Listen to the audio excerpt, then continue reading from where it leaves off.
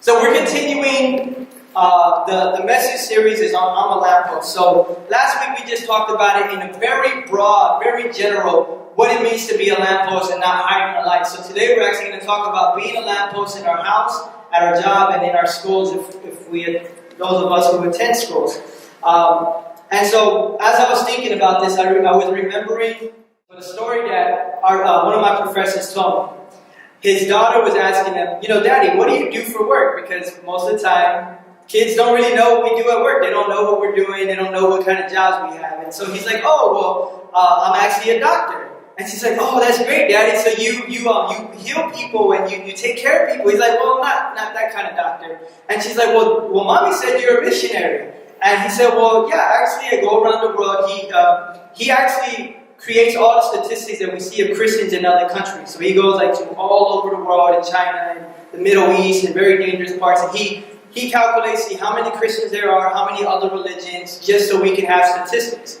And so one day in Sunday school, the different teachers were asking the kids, what does your dad do for work? And he's like, well, my dad is a doctor, but he doesn't heal anybody.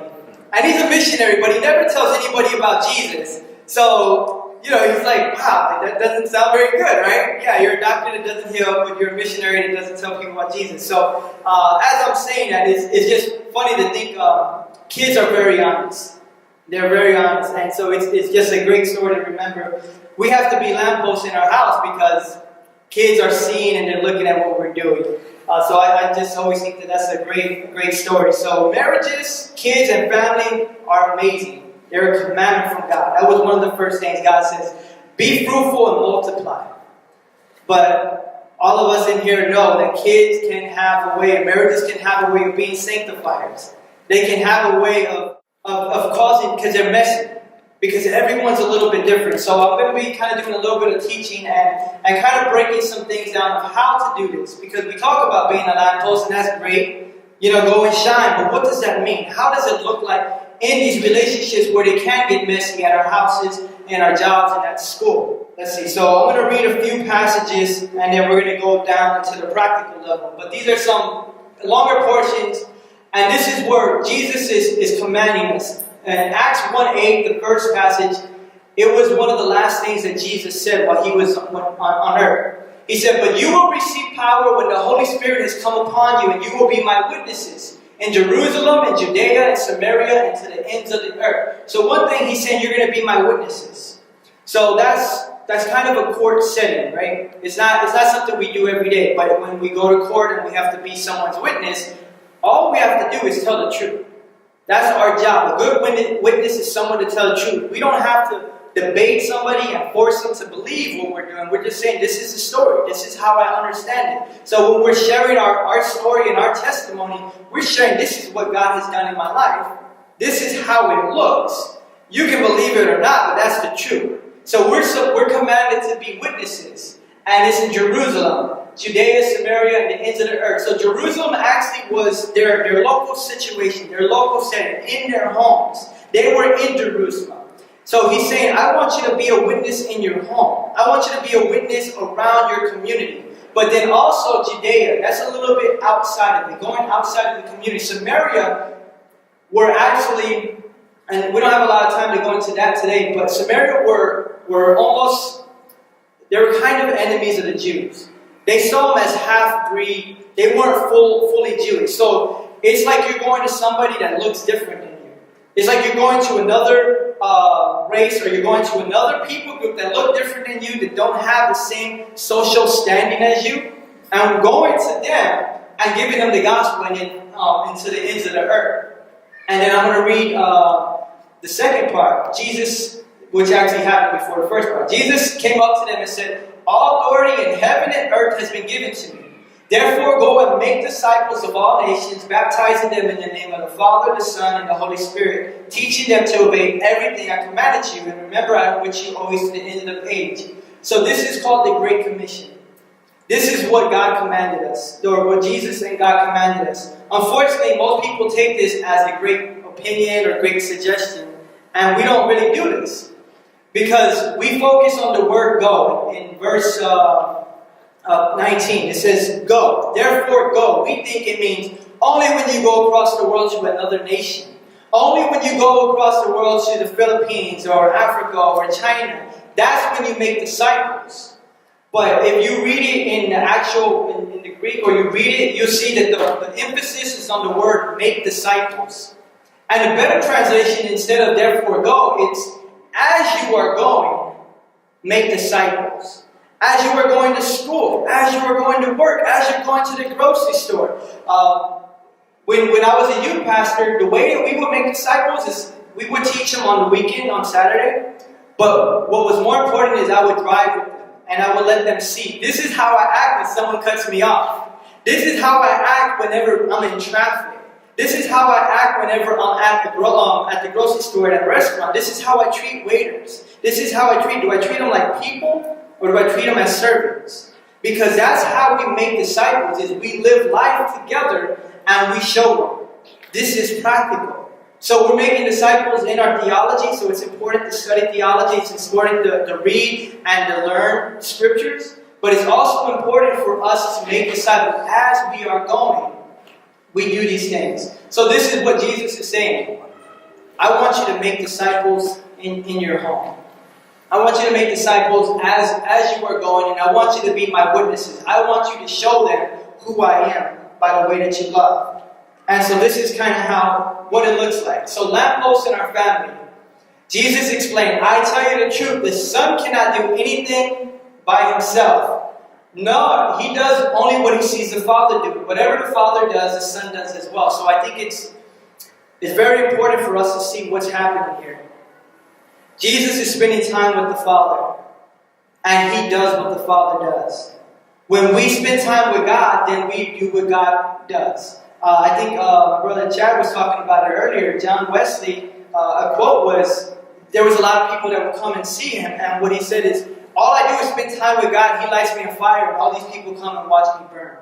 He said, I'm spending time with God, and I'm just so in love with God. When I'm in love with God, he changes me, and I can do these things. So when I spend time with God, I can be a better father. When I spend time with God, I can be a better son. I can be a better whatever it is. So Jesus was modeling for us what it means. So the way that we are lights, the way that we shine is that we spend time with the Father. We do what he does. And this is a long passage. Alright, so I want to get kind of more practical. And so there has been some debates about certain parts of this, but this is what Paul was telling the church of Ephesus. He says, for husbands, this means love your wives just as Christ loved the church. He gave up his life for her to make her holy and clean, washed by the cleansing of God's word. So what that means is, even when they're wrong, we still have to love them. Even because the Bible says, while we were still sinners, Jesus died for us. So when my wife is wrong, I still got to lay my life down for her. And that's hard. That's why he includes it in here, because he knows that's not our normal thing, what we want to do. When she's wrong, so there's a crazy cycle. Let me get to that. We'll talk about that. But let me read this, we'll break it down, and we'll continue and see, okay, what does this mean to me? So first, husbands, love your wives like Christ loved the church.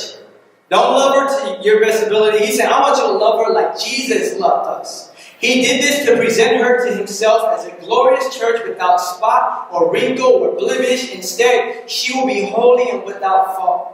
In the same way, husbands ought to love their wives as they love their own bodies. For a man who loves his wife actually shows he loves himself. So it's interesting because he's saying, you love your body, you take a bath, you trim up, or let it grow, whatever. But you take care of your body, so you should take care of her. I had the privilege in December to officiate my first wedding. And so one of the things that I did is when in Adam, in Genesis, when Adam sees the woman, he says, this is bone of my bone, flesh of my flesh. And what he's saying is, I'm going to love her like I love my own body. When I go and get tools, I better buy her some shoes. And whenever I go and get a Starbucks, she better get a Starbucks too. He said, I'm going to love her the way I love myself. So this is what Paul's saying. Husbands ought to love their wives as they love their own bodies. We don't go around and if I'm eating food and I bite my cheek and it hurts, I don't go and hit my hand. It's not going to make sense. So whenever we're hurt or the other person is hurting us, we don't go and hurt them back. That's not gonna help the situation. And so it continues. No one hates his own body, but feeds and cares for it, just as Christ cares for the church. So he keeps bringing us back. I don't care if you're a better husband than these other guys. I don't care what you're saying. Oh, well, I'm better than that guy. Because me and Susie were having a conversation. I forgot what it was, but us, we say, oh, well, I changed more diapers than those guys. And I did this, and I've done more than these other guys, so I'm kind of holding my standards to some of the other guys that I know that never changed any diapers. I was like, no, I changed diapers, I fed them, I woke up in the middle of the night, and I gave bottles, I did all that.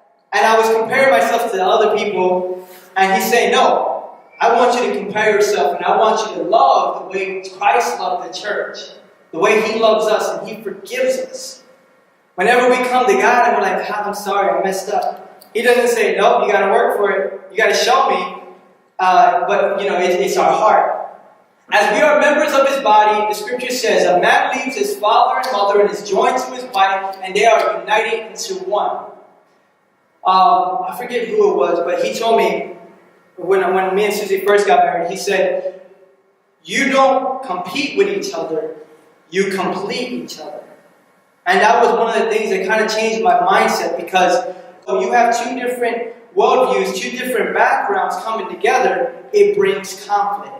And so it's always good to unpack those things and say, okay, these are my expectations. Verse 32, this is a great mystery, and it's an illustration of the way Christ and the church are one. So again I say, each man must love his wife as he loves himself, and the wife must respect her husband. That's a big one, right? That's a big one, because we have, the song, I forget her name, just respect just a little bit, R-E-S-P-E-C-T. That whole song, right? It's a woman saying, I want my respect, and then we know all the different things that happen in the U.S. where women were not allowed to vote, and then there's the feminism and Rise and Wonder Woman and all these other things and stuff like that. But a wife must respect her husband. And so that's where we get into a thing, because there's a scripture in Ephesians where Paul is saying, women, you have to submit. And it's been taken out of context to say, woman, what I say, you do. Go in the kitchen and cook. And we have taken certain things out of context. But it does say, woman must respect her husband. And then it goes on to children. Children, obey your parents because you belong to the Lord. This is the right thing to do. Honor your father and mother. It's the first commandment with the promise. If you look at the 10 commandments, this is the first one that says, if you honor your father and mother, you're going to have a long life. If you honor your father and mother, things will go well for you. You will have a long life on earth. Fathers, do not provoke your children into anger by the way you treat them. Instead, bring them up with discipline and instruction that comes from the Lord. Alright, so this is what I wanted to talk about. So, there's a book called Love and Respect. And it says that man's biggest need is to be respected, and woman's biggest need is to be loved. And if any of those are out of sync, then we go into the crazy cycle. If Susie says something to me that's disrespectful, I'm going to act in a way that's unloving. And when I act in a way unloving, she's going to act in a way that's disrespectful. And what happens is we go into a crazy cycle, and it just keeps going and going until either one of us humbles ourselves or until we just leave the room and nothing gets solved. And so that's what Paul is saying. He's saying, husbands, love your wives. And then he gives a long list of how to love our wives. And then he says, women, respect your husband.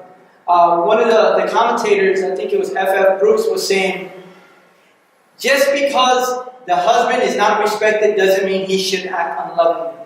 And just because the woman is feeling unloved, she should act disrespectfully. And that's not easy to do, right? If someone disrespects you, you don't want to say, hey man, I love you, tell them all these good things. That's not how it works. But that's what God is saying for us in a marriage. And that's how we are light. Because our marriage is the biggest example of our testimony. Because we show the world that we are disciples and we are witnesses by the way we love one another. By the way I love my wife is going to be the biggest testimony. It doesn't matter how great I can preach or how bad I can preach. It doesn't matter how great I can rap. That doesn't matter if I don't love my wife or I don't love my kids in the way that God calls us to. So there's that love and respect. So that's something, if y'all have seen the movie Fireproof and other movies like that, there's a book, it's called Love and Respect, and it talks about how to break those crazy cycles. Because we all have them. We all get into them. So there's a lot of different ways. And then so there's another book called The 5 Love Languages.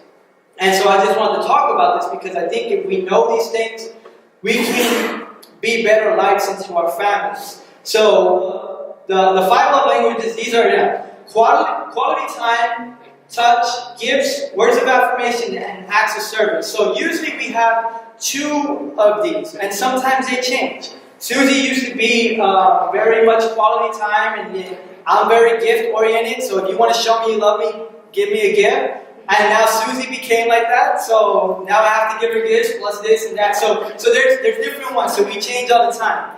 But here's how it interacts within our relationship.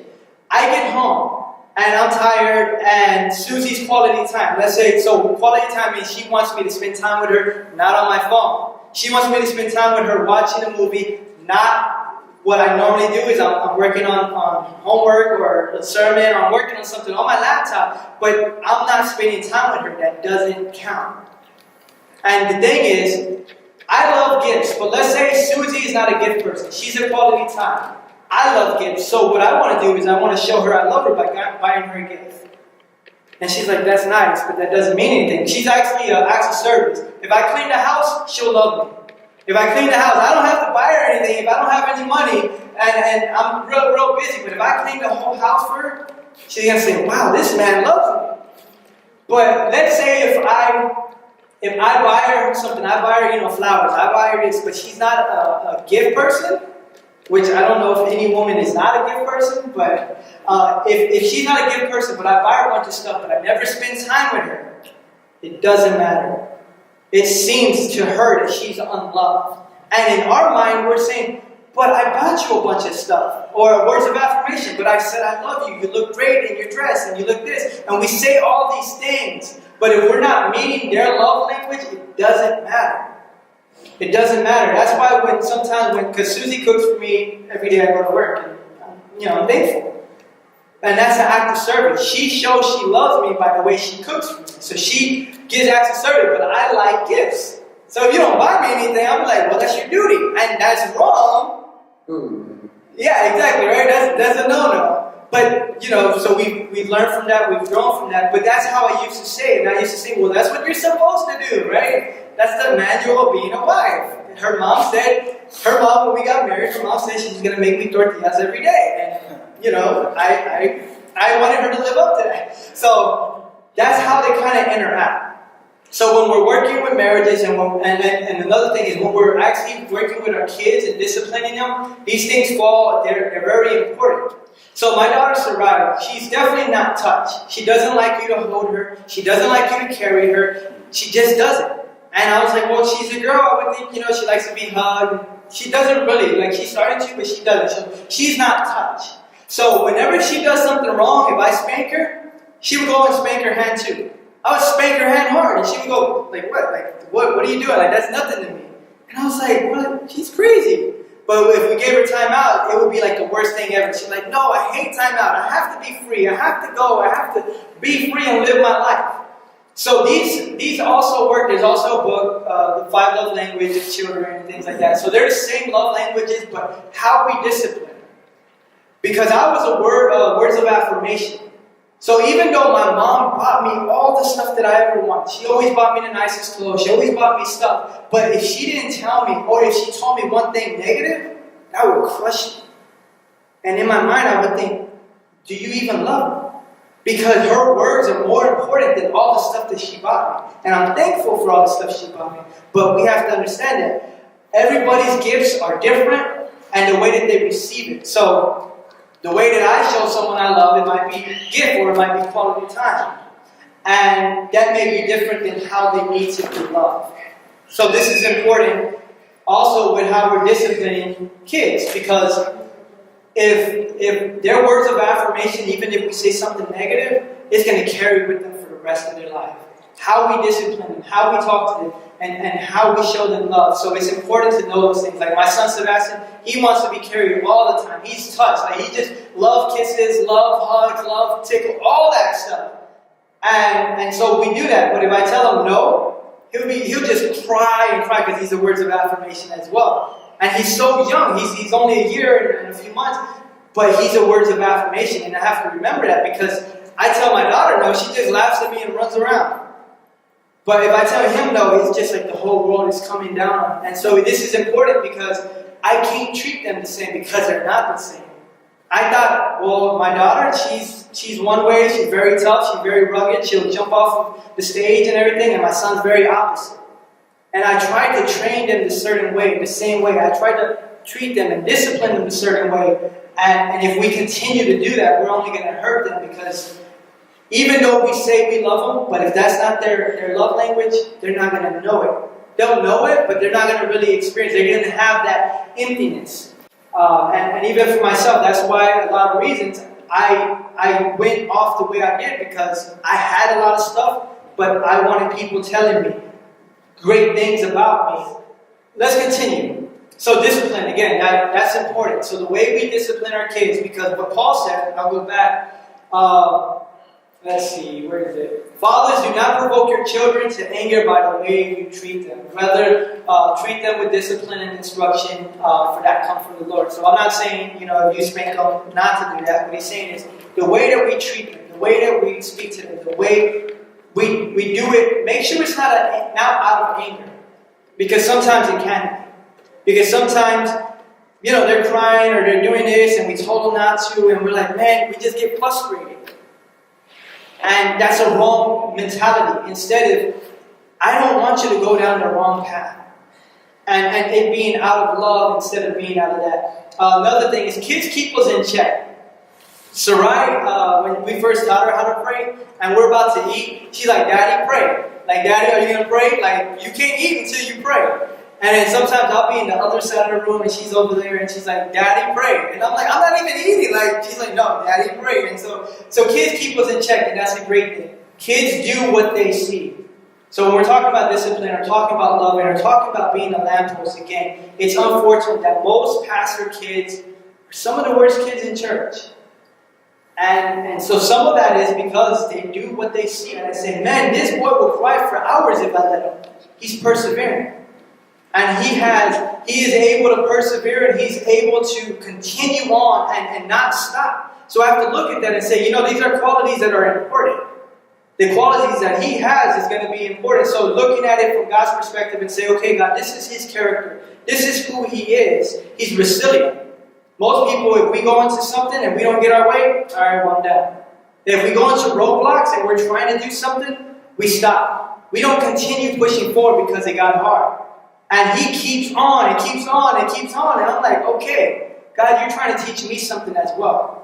Because if I hit a roadblock or something doesn't go my way or it's not the way I want, I stop and I give up because it's too hard. He's like, nah, forget that. I'm not going to stop until I get what I want. There's even a story in the Bible about a woman who nagged this unjust judge. Jesus uses that as an example. He's saying she was persistent.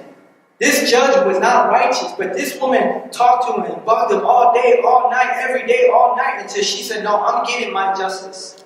I don't care if you don't respect God, I'm getting my justice. And she was persistent. And sometimes we need more persistence in our faith. We need to continue asking God, pushing, praying, and going more. And for Sarai, she's free. She doesn't care. She doesn't care what people think. She's so free. And I grew up just wanting always people to like me. I always wanted people to say, oh yeah, you're the best at this, or you're that, and you're that, because of the words of affirmation thing. And she's like, no, I'm going to be myself. If she's rocking her shoes that look weird with her clothes, she's like, I don't care. I feel comfortable. She's comfortable in her own skin. And so sometimes we have to understand that thing and speak life and say, okay, she's doing this and she's getting on my nerves. But that's how God wired her, because I was very curious, and she's super curious. She'll open everything and look at everything and break everything and look at how it works and stuff like that. And they're natural scientists. And so sometimes we say, no, don't do that. No, no, no. No, no is the only word that they know. Instead of, let me see how you're looking at life. Let me walk with you and see, how can I join you on this? How can I build up these things? How can I speak life? What are those things that I can speak life about? When kids are going crazy, what do we see? Sarai is very daring, she's very unrestricted, and she's very courageous. Instead of, oh, she has a bad, she doesn't want to listen, she doesn't want to do that, but I want to speak life over her and say, okay, what are these qualities that maybe I need to adapt? Maybe the reason I'm uncomfortable with them because I don't have them. And she's demonstrating something that maybe I need in my own life. Maybe I need to be more courageous. Maybe I need to be more daring. Maybe I need to be more persistent. And so kind of looking at those things, and I'm not just saying, let them run wild. That's not what I'm saying. They need to be disciplined. They need to be loved. But we should do it in a way that is it's going to build them up. It's not going to just shut them up. Because sometimes we want to shut them up and say, okay, I just want them to stop crying. I'm just trying to watch a show. Like, give me 15 minutes. But instead we have to kind of think, okay, how can we build them up? Because these are gifts, these are talents, these are their personalities. I know a lot of people that live their life in such a way because the way that they were raised. Especially little kids, their minds, they can't comprehend everything, they can't see everything. So we have to explain to them, look, this is what's going on. This is why we pray. This is why we worship. This is why we serve, why we give, whatever it is. We have to explain a little bit more. We have to teach a little bit more. We have to be a little bit more patient with how we're doing what we're doing. And then lastly, I just wanted to talk briefly about, it is New Year's, and we're talking about stepping out. We've been talking about stepping out and becoming all that God has called us to be. So one is, we want to be lampposts. We want to be those lights because somebody else is depending on it. Somebody else's life is depending on it. But we also want our families to also benefit from it too. Paul says it will be such a shame if I go out and I win thousands of people, but my own household goes to hell, or I lose my own salvation. And he's saying these are important. These are very important for us to understand our family and to understand our own salvation. Because my first year of teaching, I was a Bible college professor that didn't read the Bible, which didn't make sense. But I was so busy because I was working 2 jobs and I was trying to come up with lectures, but I wasn't even reading the Bible. But I'm a Bible college professor. It doesn't make sense. But sometimes we do that. So that's why what Paul was saying, he's saying, but I have to take care of myself as well. I have to take care of my family as well. He even says, if a person can't take care of his own home, he shouldn't be a pastor. He shouldn't be a teacher. He shouldn't be these things because that's important. That's super important for God. So the last thing I'll say is this, as we're talking about stepping out, is what is your why? What is the reason you want to change these things? If you've made a resolution or you had certain prayer times this year, what is the reason? Because when everything is coming against you, your why has to be bigger than yourself. You have to remember, why am I trying to lose weight? Why am I trying to save money? Why am I trying to follow God and try to read my Bible? Why am I doing this? Because I guarantee whenever all the oceans rise up against you, if your why is not big enough, you say, you know what? I'm fine the way I am. That sacrifice. Whenever it's hard, when no one's showing up, are you going to give up or are you going to go harder? Whenever everything comes against you, are you going to give up or are you going to go harder? Are you going to remember, I'm doing this for my kids, I'm doing it for my family, I'm doing it for those generations, I'm doing it for my family. What are you doing it for? Me and Susie never kissed when we were dating and we were engaged. We were together for 3 years. We didn't kiss once. We held hands, we hugged, but that was it. Because I said, the first time that we kissed, I wanted to say, you may now kiss the bride. I wanted that to be the first